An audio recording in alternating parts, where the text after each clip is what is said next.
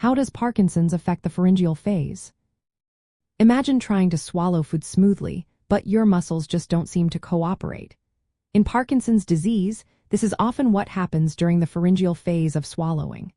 Parkinson's affects the nerves and muscles that control swallowing, making this process less coordinated and more difficult. Normally, when you swallow, your brain sends signals to muscles in the throat to tighten and move food downward. But in Parkinson's, these signals are disrupted.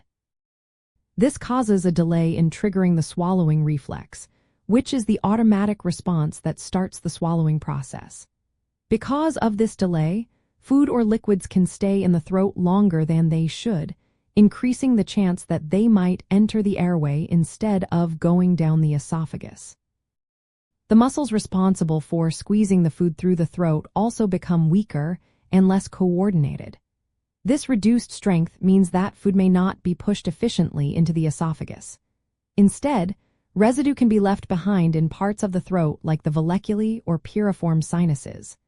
This leftover food can cause choking or lead to aspiration, where food or liquids accidentally enter the lungs.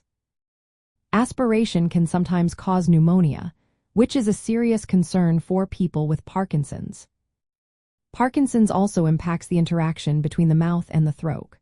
Because of muscle rigidity and slowness, the tongue may not move quickly or effectively enough to transfer the food to the back of the mouth for swallowing. The tongue's contact with the back of the throat, which helps trigger the swallow, is often weaker or delayed. This disruption can cause food to spill into the throat or nasal passages, leading to regurgitation or nasal regurgitation. As Parkinson's progresses, these swallowing difficulties tend to worsen. Early on, some people may not notice any problems, but over time, the risk of choking and aspiration increases. Managing these issues involves strategies like adjusting food textures to softer or thicker consistencies, which are easier to swallow safely. Swallowing therapy with trained professionals can also help improve muscle strength and coordination. Regular monitoring by healthcare providers is essential to prevent complications like dehydration, malnutrition, or pneumonia. In daily life, being aware of these changes is important.